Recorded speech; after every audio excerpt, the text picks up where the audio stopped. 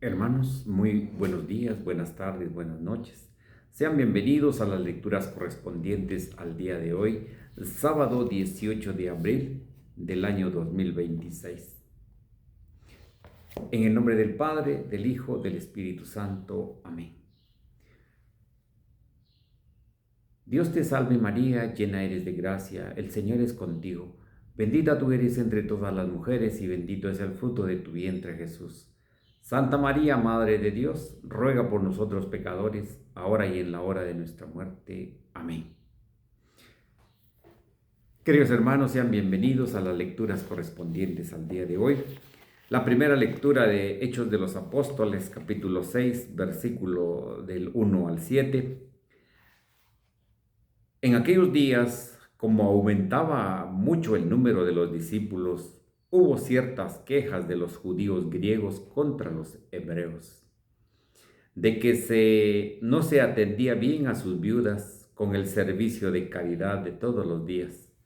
Los 12 convocaron entonces a la multitud de los discípulos y les dijeron: no es justo que, dejando el ministerio de la palabra de Dios, nos dediquemos a administrar los bienes. Escojan entre ustedes a 7 hombres de buena reputación, llenos del Espíritu Santo y de sabiduría, de los cuales encargaremos este servicio. Nosotros nos dedicaremos a la oración y al servicio de la palabra. Todos estuvieron de acuerdo y eligieron a Esteban, hombre lleno de fe y del Espíritu Santo, a Felipe, Prócoro, Nicanor, Timón, Parmenas y Nicolás, prosélito de Antioquía. Se los presentaron a los apóstoles y estos, después de haber orado, les impusieron las manos. Mientras tanto, la palabra de Dios iba cundiendo. En Jerusalén se multiplicaba grandemente el número de los discípulos, incluso un grupo numeroso de sacerdotes habían aceptado la fe. Palabra de Dios, te alabamos, Señor. Al Salmo 32 respondemos: el Señor cuida de aquellos que lo temen. Aleluya. Que los justos aclamen al Señor, es propio de los justos alabarlo. Demos gracias a Dios al son del arpa, que la lira acompañe nuestros cantos. El Señor cuida de aquellos que lo temen. Aleluya. Sincera es la palabra del Señor, y todas sus acciones son leales. Él ama la justicia y el derecho. La tierra está llena de sus bondades. El Señor cuida de aquellos que lo temen. Aleluya. Cuida el Señor de aquellos que lo temen y en su bondad confían. Los salva de la muerte, en épocas de hambre les da vida. El Señor cuida de aquellos que lo temen. Aleluya. Aleluya, aleluya. Ha resucitado Cristo el Señor, que creó el mundo y que ha salvado a los hombres por su misericordia. Aleluya, aleluya. Hermanos, les presento la proclamación del Santo Evangelio según San Juan. Gloria a ti, Señor. Al atardecer del día de la multiplicación de los panes, los discípulos de Jesús bajaron al lago, se embarcaron y empezaron a atravesar hacia Cafarnaúm. Ya había caído la noche y Jesús todavía no los había alcanzado. Soplaba un viento fuerte y las aguas del lago se iban encrespando. Cuando habían avanzado unos 5 o 6 kilómetros, vieron a Jesús caminando sobre las aguas, acercándose a la barca, y se asustaron. Pero él les dijo: soy yo, no tengan miedo. Ellos quisieron recogerlo a bordo y rápidamente la barca tocó tierra en el lugar a donde se dirigía. Palabra del Señor, gloria a ti, Señor Jesús. Invoquemos la acción del Espíritu Santo en nuestra vida para que Él nos regale sus 7 dones, principalmente en este momento, el don de sabiduría, de entendimiento, para poder verdaderamente entender su palabra, para poder nosotros discernir su palabra y que el Espíritu Santo llene verdaderamente nuestros corazones.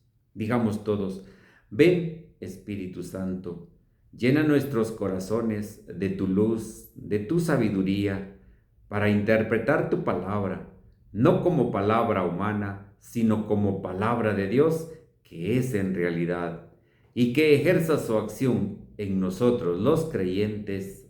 Amén. Nuevamente, sean bienvenidos a las lecturas y a la meditación de este santo día. Ya estamos a día sábado, mañana es día domingo, día de precepto, día del Señor. La primera lectura nos relata la manera de cómo los discípulos iban creciendo, los discípulos iban haciendo más discípulos. Había un descontento, dice, entre la gente,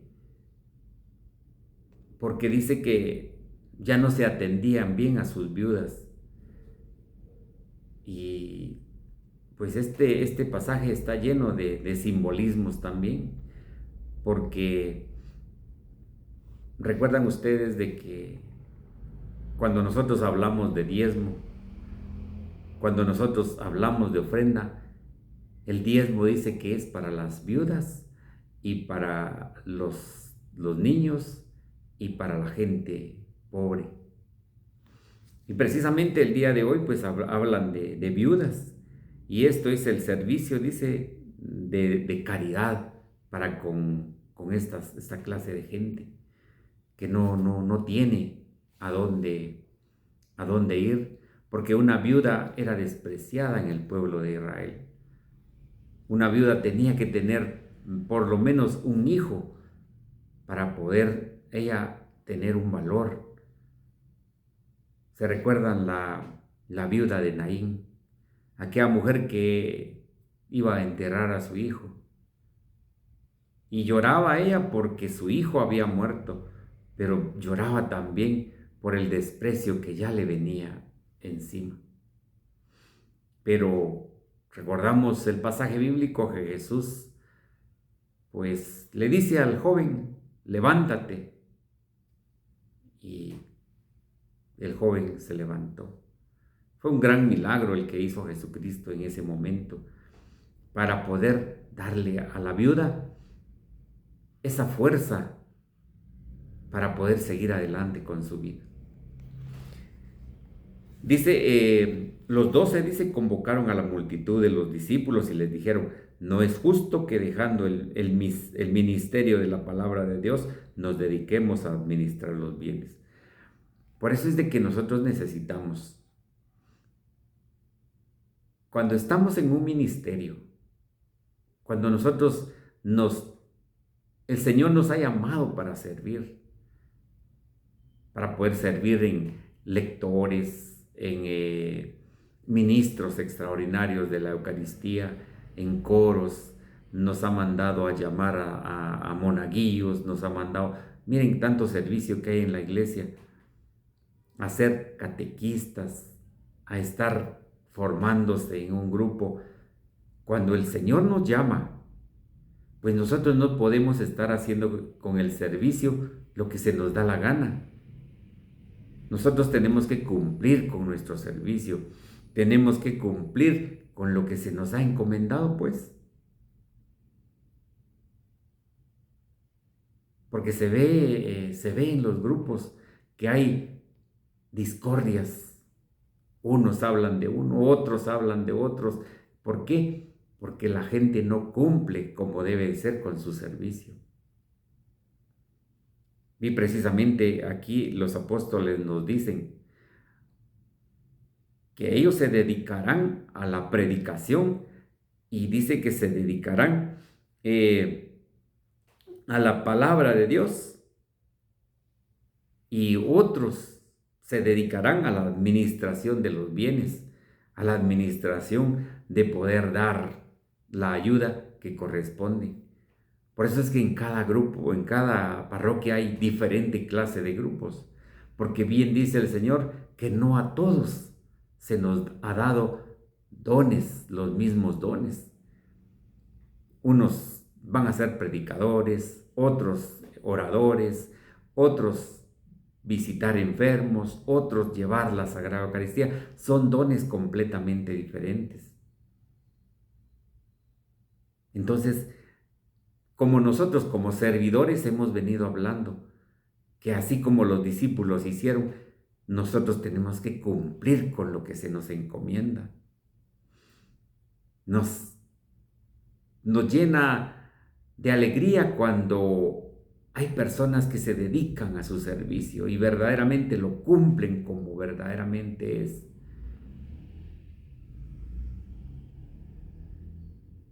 Dice el padre Marcos Galvis palabras muy, muy importantes, que nosotros, si nos comprometemos a ser coordinadores de un grupo, si nos comprometemos a poder ayudar a los que están atrás de nosotros, porque nosotros como coordinadores tenemos que guiar a ese rebaño que está también atrás, a esas ovejitas.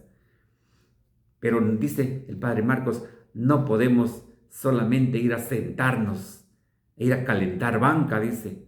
Tenemos que activar, tenemos que luchar, porque mucha gente, pues solo porque su nombre digan, es tal y tal fulano es coordinador de tal grupo. Tal y tal fulano es coordinadora de otro grupo. Pero en las actividades que verdaderamente hay que estar, no se les mira ni siquiera, como dice el padre, el cacho. Entonces, cuidado con lo que nos dicen los apóstoles acá. Dice, escojan entre ustedes a 7 hombres de buena reputación. Esto me parece muy, muy, muy, muy importante, porque el 7 ya sabemos que tiene mucho simbolismo. El 7 es un número perfecto en las Sagradas Escrituras. Y son 7 los hombres que dice que llenos del Espíritu Santo y de sabiduría, los cuales encargaremos el servicio este. Aquí dicen los nombres de quienes fueron los que, los que eligieron para el servicio de atender a las viudas y los bienes que tenían. Me parece importante esto porque cuando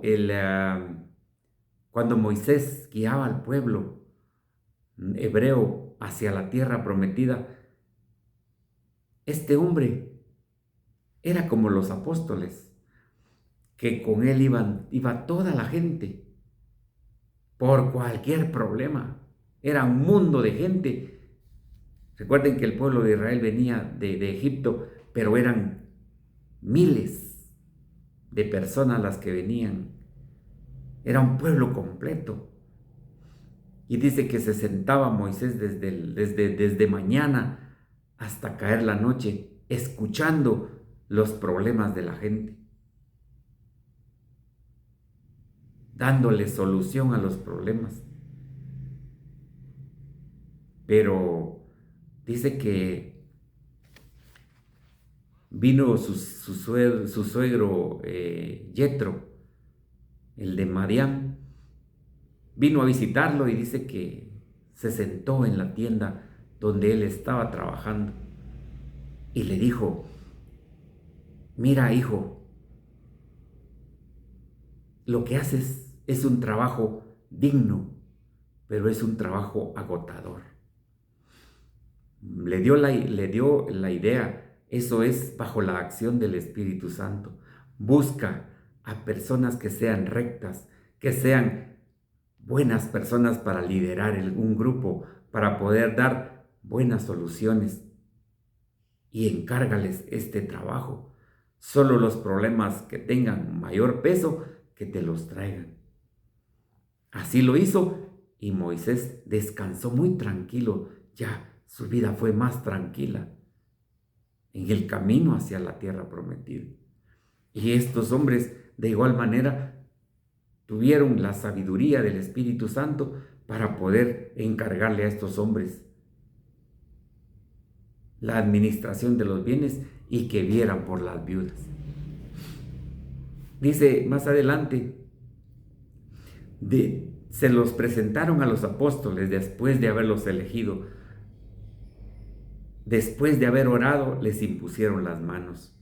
La imposición de manos de los apóstoles es lo que ahora vivimos cuando los sucesores de los apóstoles, que son los obispos, nos imponen las manos cuando nos confirmamos. Los obispos son los que tienen a su cargo el nombrar otros obispos, en nombrar más sacerdotes, imponiéndole las manos. Pero no a cualquiera se le puede confiar el sacerdocio, sino que tienen que ser personas que estén llenas, dice, del Espíritu Santo, llenas de sabiduría, dice, y del Espíritu Santo. Pero miren, después de orar, dice, les impusieron las manos. Mientras tanto, dice, la palabra de Dios iba cundiendo en Jerusalén. Los apóstoles iban haciendo el trabajo que se les había encomendado. En Jerusalén se multiplicaba grandemente el número de los discípulos, incluso un número de sacerdotes había aceptado la fe. Ese era el comienzo de la predicación de los apóstoles, según la instrucción de Jesús. Vayan por todo el mundo, prediquen el evangelio, la buena nueva del reino de Dios. Bauticen, enseñen, hagan mis discípulos. Esa fue la orden.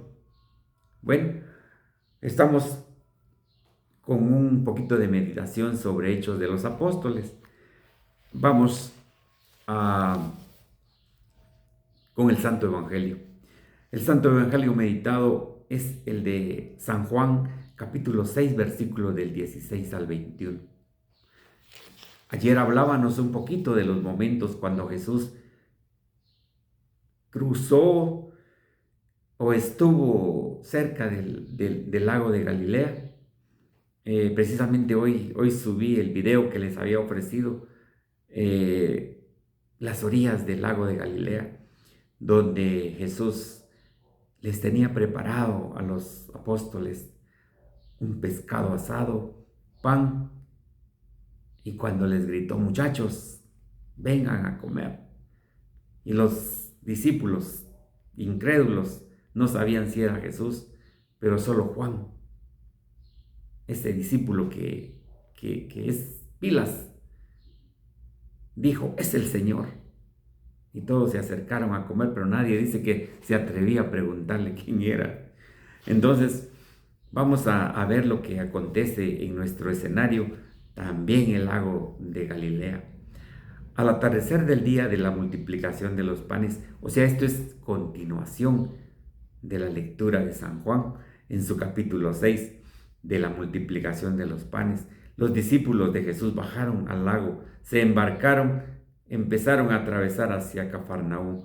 Ese es otro sitio de parte del lago de Galilea, pero es Cafarnaúm.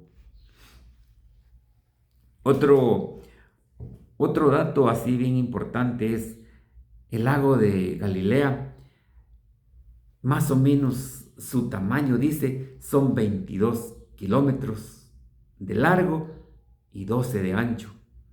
No es un mar así grande, pero tiene muchos lugares. Ya vimos que está Cafarnaúm, está Galilea, está Genezaret.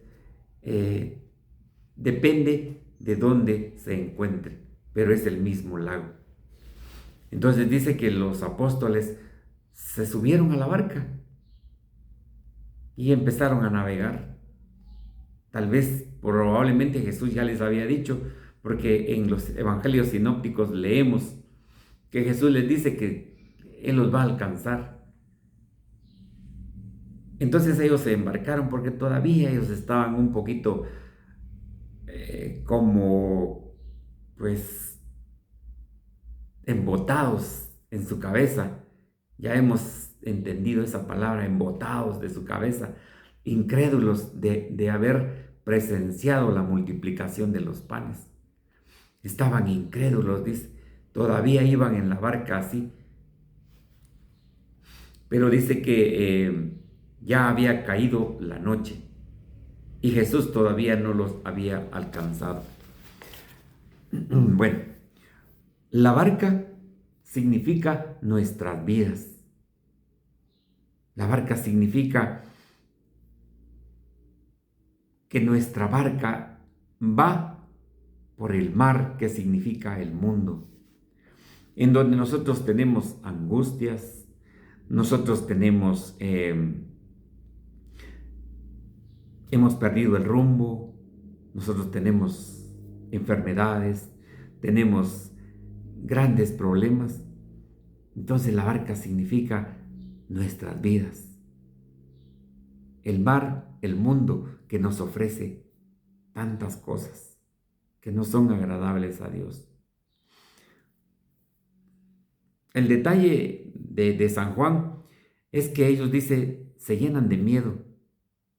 Y aquí lo dice en la lectura. Ustedes lo escucharon. Se llenan de miedo, dice, al ver a Jesús caminar sobre las aguas. Pero no debería haber sido todo lo contrario, de haberse llenado de alegría de ver al Maestro, porque los evangelios sinópticos, San Mateo, San Lucas, San Marcos, ellos nos dicen que vieron como que un fantasma era Jesús, pero no, dice San Juan, nos narra el detalle de que ellos tuvieron miedo, dice. Y claro, él iba en la barca, y me imagino que él sintió miedo. Pero el Señor les dice las palabras de Jesús. Dice, dice, soplaba un viento fuerte y las aguas del agua se estaban encrespando. Dice que las aguas estaban poniéndose fuertes. Cuando habían avanzado unos 5 o 6 kilómetros, vieron a Jesús caminando sobre las aguas, acercándose a la barca, y se asustaron, tuvieron miedo. Pero Él les dijo, yo soy, no tengan miedo. ¿Les parece conocida esa palabra, yo soy? Creo que sí.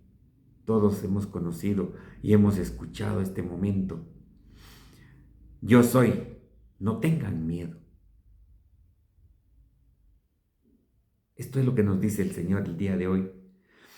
Porque aquí se está autorrevelando Jesús. Pero no dice Él, yo soy Jesús, no tengan miedo. No, Él dice, yo soy. Y yo soy es Dios. En el Génesis 15:1 nosotros podemos leer cuando Dios le dice a Abraham, no temas, no tengas miedo, yo estoy contigo. Nosotros en la Biblia encontramos tantas veces la palabra yo soy, yo estaré contigo, yo voy contigo. También en Génesis 24, cuando Jacob huye de su hermano Esaú y va a la tierra donde está su tío, donde pues pasará, ustedes saben la historia, su tío Labán le dice que le va a dar de esposa a una de sus hijas, pero le para dando a otra, y cada una son 7 años. Pues Jacob tiene que vivir ahí mucho tiempo. ¿Por qué? Porque Labán había encontrado en Jacob que, así como José, que todo fructificaba en sus manos, también a Jacob todo dice, los rebaños, las cosechas, todo, por la mano del Señor tenía todo lo que tocaba, dice, era bueno de Jacob. Por eso Labán dice que lo tuvo 7 años por una mujer, o sea, por una hija, 7 años por otra hija. Entonces, ahí pasó mucho tiempo, pero con engaños se tuvo que estar ahí. Pero Dios le dice a Jacob, no temas, yo estoy contigo. También en Isaías 41:13, aquella palabra que hemos escuchado mucho, que dice, no temas, pequeño gusanito, yo estoy contigo. O sea, nos dice que nosotros somos tan pequeñitos para Él. Es un Dios grande. También a Josué, cuando Josué toma el liderato, cuando Moisés muere, a él le encomienda que entre al pueblo y Dios habla con Josué y le dice, Josué, no temas, no tengas miedo, sé valiente, yo estoy contigo. La zarza ardiente, cuando Moisés habló con Dios, cuando Dios le dice, ve y libera a mi pueblo porque he escuchado el clamor de mi pueblo. Y Moisés le dice, pero yo soy tartamudo, ¿y qué le diré? ¿Que quién me envía? Tu hermano Aarón te estará esperando y él hablará por ti. Y dile al pueblo, yo soy, es el que me envía. Ya el pueblo conocía esa palabra y a nadie se le había revelado esa palabra, sino solamente a Moisés. Así podemos escuchar, buscar en la Sagrada Escritura muchas ocasiones cuando Dios le dice a los elegidos, sé valiente, no tengas miedo.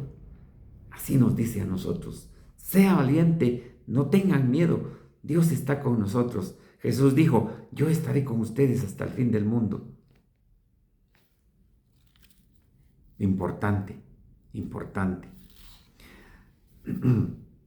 Dice, no hay en la Biblia, pues no hay persona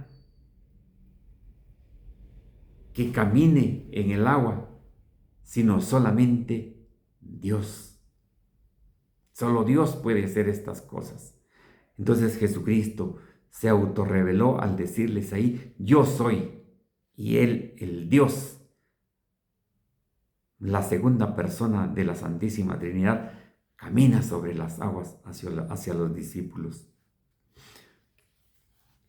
Hacer lo de Dios sin Él no tiene ningún sentido.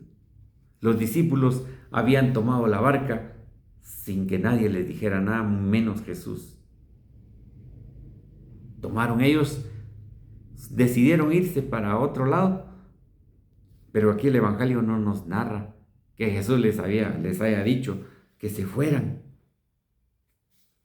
Entonces, si hacer las cosas sin Dios es un gran error. Nosotros tenemos que estar siempre en la presencia de Dios. La experiencia sin Dios, nos metemos en tormentas turbulentas como se metieron los apóstoles. Si nosotros nos esforzamos por salir del problema, pero tendríamos mejor que esforzarnos por encontrar a Jesús. Nosotros nos podemos esforzar para salir de nuestros problemas, pero si dejamos fuera a Jesús, estamos perdidos. Tenemos que esforzarnos por buscar a Jesús, por tenerlo a Él como centro. porque Él es el único que nos saca de la tormenta, nos saca de esos problemas graves donde nosotros nos metemos. Sin Dios, sin Jesús en nuestra vida, nuestros problemas, aunque luchemos y luchemos, pero nosotros estaríamos dando patadas de ahogados. No saldríamos solitos. No saldríamos solitos.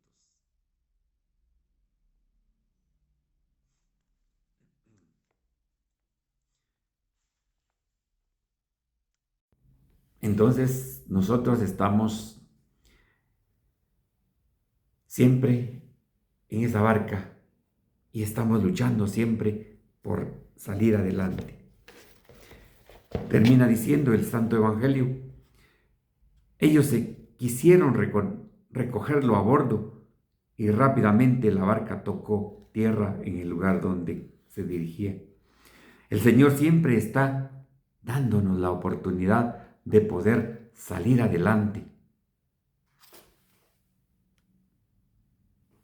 Nos está dando la oportunidad de poder con Él salir de esa tormenta. Ellos quisieron recogerlo a bordo, dice, llamar a Jesús, pero dice que habían tocado tierra. Si nosotros no encontramos a Jesús, Él nos encontró primero, pero si nosotros no lo buscamos, vamos a perecer como los apóstoles. Vamos a estar en ese dilema de estar en una tormenta y no salir. Dice que en el momento que ellos quisieron subir a Jesús a la barca ya había tocado tierra en al lugar donde se dirigían, dice. Qué hermoso esto, hermoso. El lago de Galilea es una belleza, una belleza. Dice, les voy a leer lo que dice un padre de la iglesia. Yo soy. No dijo soy Jesús, sino únicamente yo soy, porque eran sus amigos muy cercanos y con solo oír su voz ya podían conocer a su maestro. O lo que es más, para dar a conocer que él era aquel mismo que dijo a Moisés, yo soy el que soy. En el Éxodo 3:14. Ahí podemos encontrar esa cita bíblica. Pero miren qué hermoso, porque cuando uno escucha la voz de Dios, pues dice el Señor que uno lo va a reconocer porque uno es amigo del Señor, es un amigo cercano como los discípulos. Hermanos, que la palabra de Dios habite en nuestro corazón y siempre con Jesús todo, sin Jesús nada. Bien dice el Señor, sin mí no pueden hacer nada. Y efectivamente, esa es la meta para nosotros, hacerlo todo con Jesús, no solo lo que nosotros querramos. Queridos hermanos, si Dios nos lo permite, nos vemos mañana en el Evangelio Diario y que el Señor nos bendiga abundantemente en el nombre del Padre, del Hijo, del Espíritu Santo. Amén. No se olviden compartir. Esto le puede servir a muchas personas y nosotros nos convertiremos en una red de evangelizadores. Si Dios lo permite, mañana nos vemos.